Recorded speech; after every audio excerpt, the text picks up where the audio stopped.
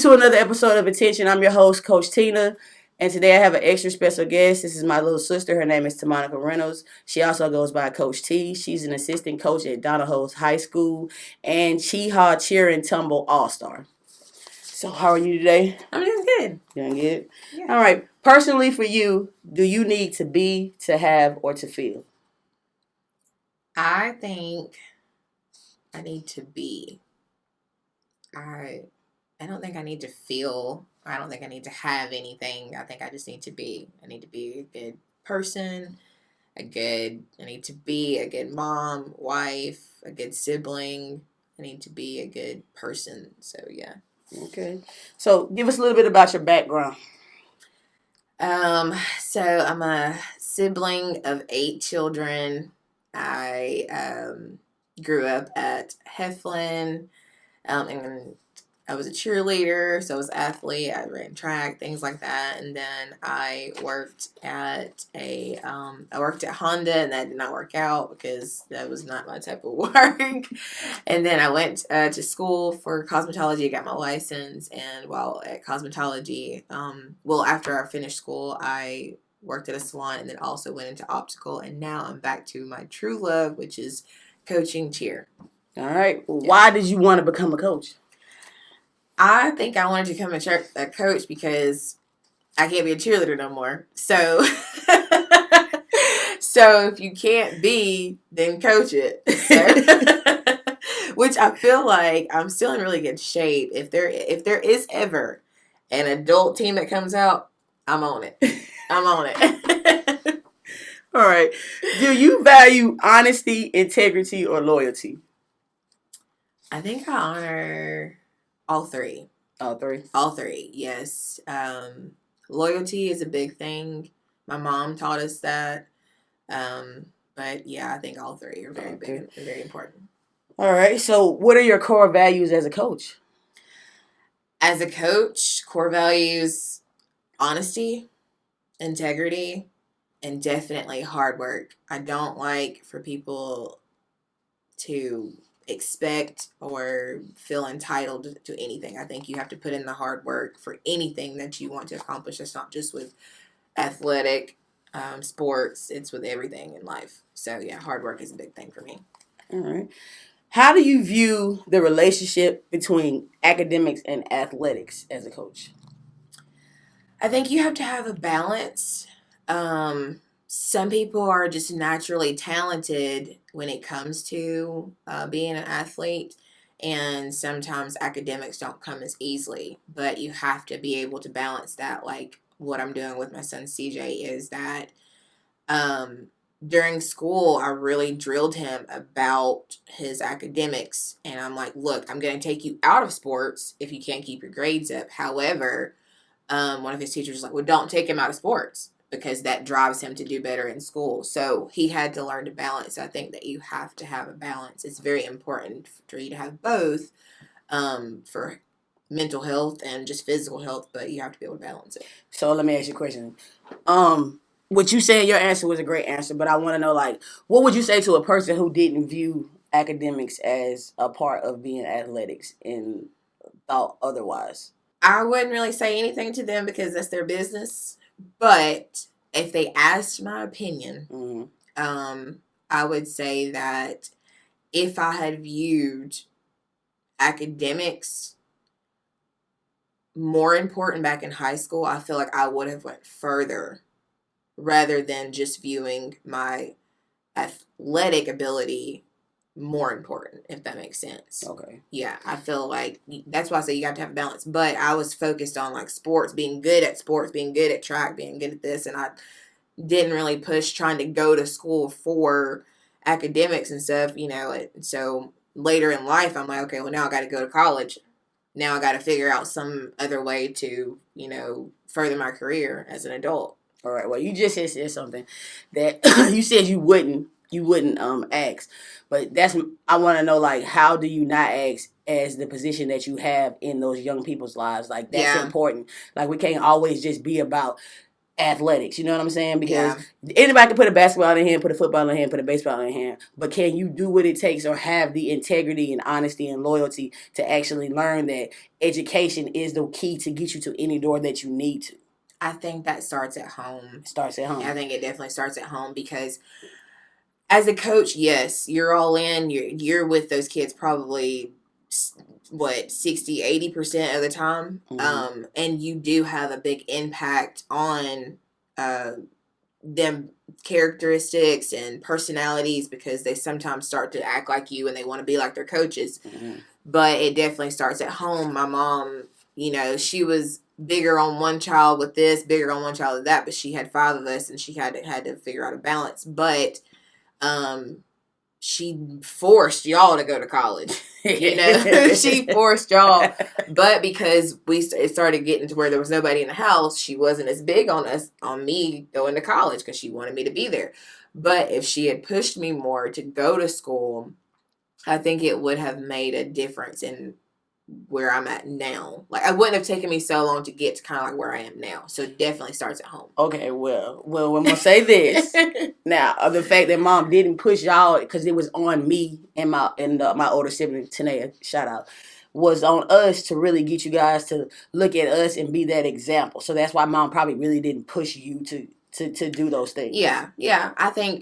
I think by then she was like, y'all are the leading example.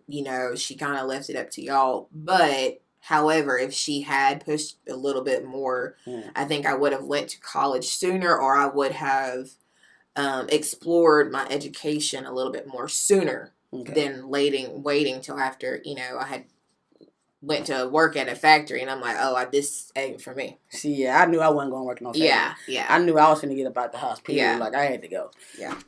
Nothing was wrong with my house. Don't get it twisted. It's just that, when you grow up and you don't have all the things that you think you should have, you got to go out and figure out how to get them. Yeah. So that's why I was at with it. All right. How do you handle parents who have concerns about their child's progress? Delicately. You want to be honest first, because there's some children who are just not athletic. Now, can you teach someone to do a skill? Yes. But are they athletic?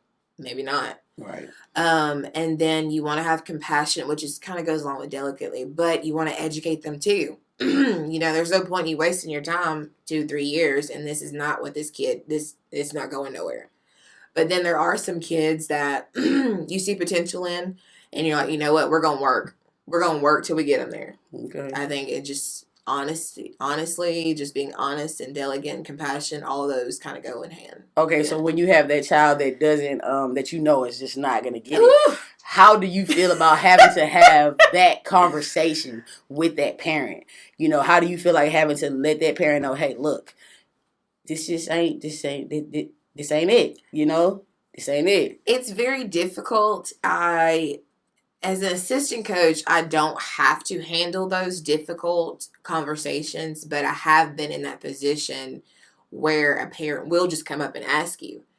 And first thing I always think of is, I'm a mom, shoot it straight to me, and so I always lead with, hey, I love your child. I love your child. This is nothing personal, but if we're looking at it from an athletic standpoint, they don't have the skills. You always say skills. You don't want to say that somebody's kid is not athletic.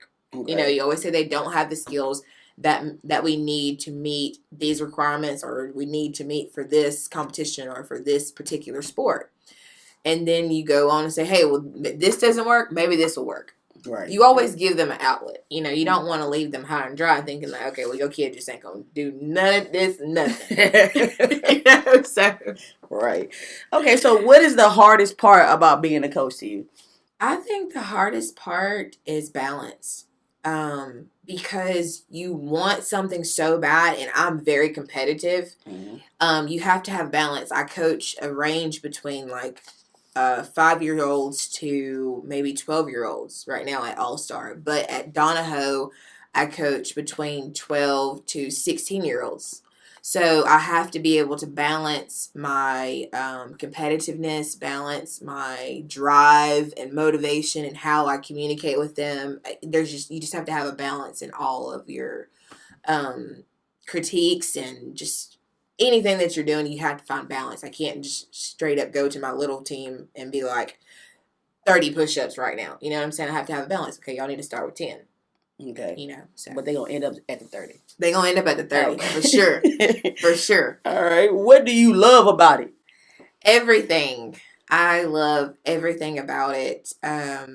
Since I was able to cheer, Tanea kind of just, which is my older sister, she just made it look so fun and enjoyable. I remember looking at her pictures. I never got to see her actually cheer, but I remember looking at her pictures and thinking, oh, I want to wear that uniform. Mm-hmm. And then once I got into it, I found that you're creative. Like, your creativity comes out. You can bounce around, you can be sharp, you can dance, you can tumble. There's a lot to it. I just love everything about it. Everything about cheer, period. Yeah, see, I didn't get that gene after they had me doing that back handspring. Yeah. Oh, it done. I was done. Yeah. All right. Well, how do you continue to grow as a coach? You educate yourself. Okay. You never stop learning anything. Right now, I assist Coach X, Xavier Jackson, shout out to him. I assist him at Donoho. Mm-hmm. And I've learned so much from him. Like, just this summer, we went to camp, and that was my first experience as a coach. And he literally took me under his wing and was like, look, this is what we're about to do. This is what we're going to do. This is what's next. There's so many logistics to it. Safety. There's creativity to it. In corp for this, on corp for that. What you can and cannot do. So you have to continue to educate yourself for growth. Okay. 3 words. Your legacy. Personal legacy or just cheer legacy?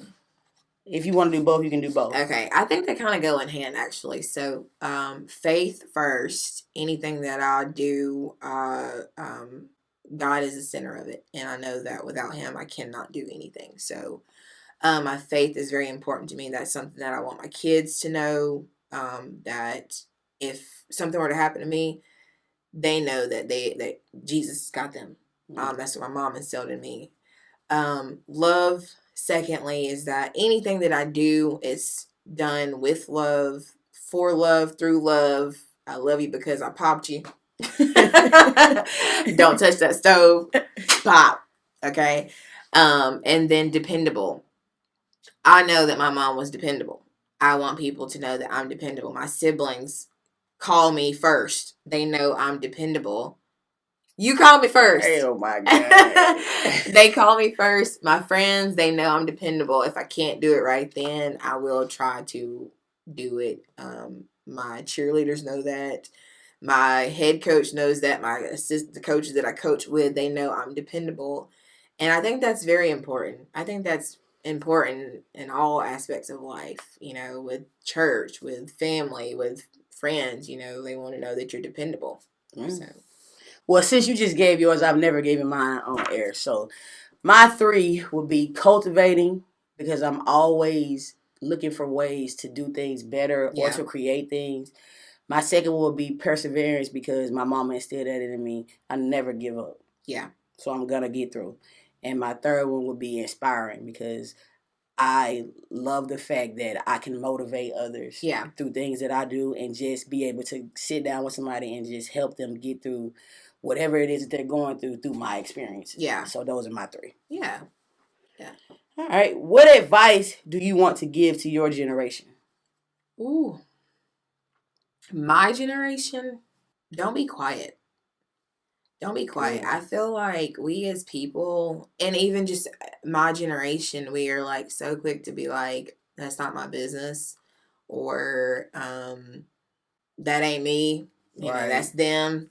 But you never know how something small you might say to them could definitely help them or change their situation. Even with people on their journey with Christ, it's hard. It's hard to be a Christian. It is.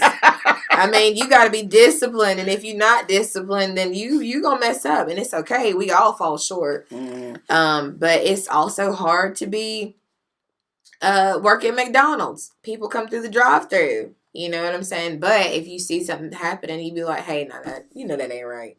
You know what I'm saying? Yeah. Don't be quiet. Speak up. Speak up. When something's happening, speak up. So would you say that your faith is like one of the like driving forces in anything that you do? Definitely is. Yeah. Definitely is. I use it with my family, like my siblings. I use it in my marriage with my children.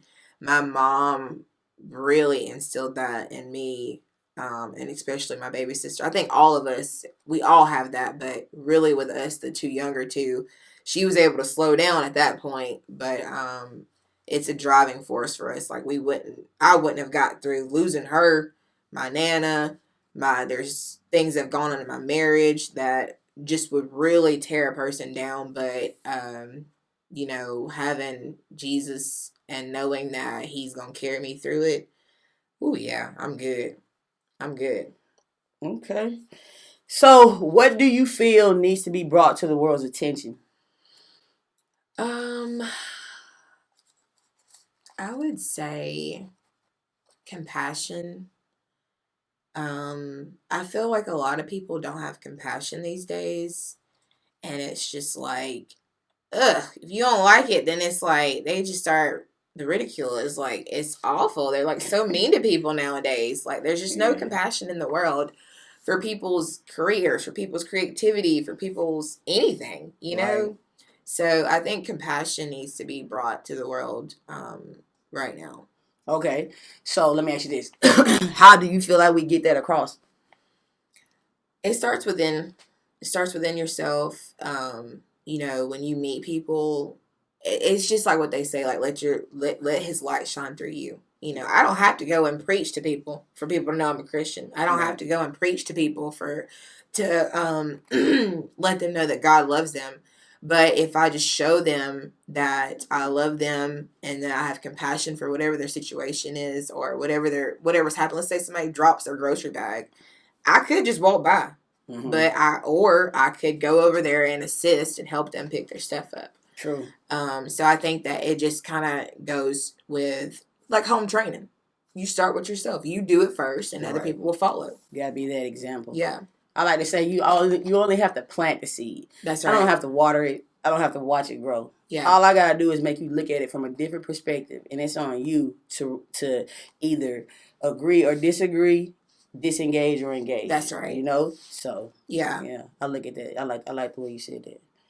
Well, do you have anything you want to tell everybody? You have any upcoming events or anything like that you want us to put on the screen roll?